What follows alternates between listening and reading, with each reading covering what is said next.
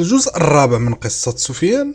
من بعد الانفجار الدخان مازال طالع، الشرطة دايرين الطوق والناس مجتمعين كيشوفوا.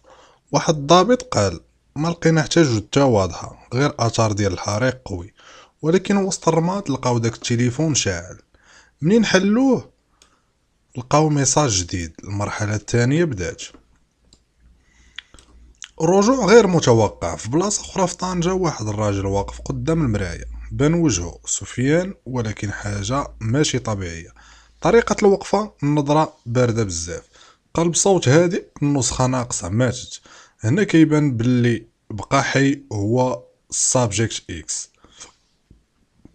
اللعبة تبدلات. السابجيكت اكس اللي ولا في شكل سفيان رجع للمجتمع عادي، ولكن في الحقيقة بدا كيبني مشروع من جديد، ولكن بطريقة أخطر.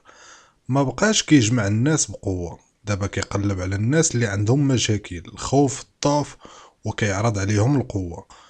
ظهور شخصية جديدة. في نفس الوقت كاين واحد البنت سميتها ليلى، صحفية في طنجة، بدات كتحقق في داك الانفجار، وحست باللي كاين شي حاجة مخبية.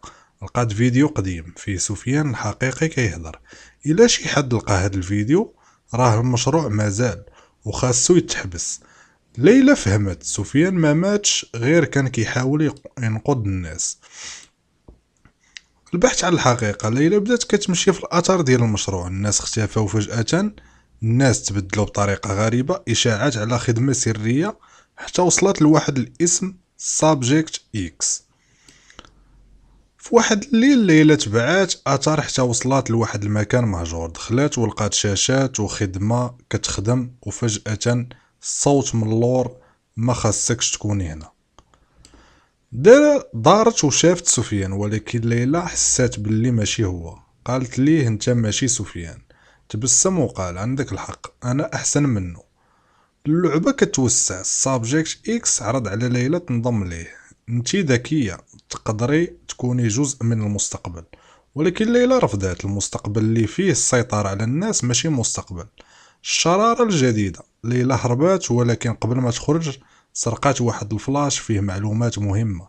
دابا عندها دليل. السابجيكت اكس فهم باللي كاين تهديد جديد، وقال: دابا اللعبة ولات حقيقية.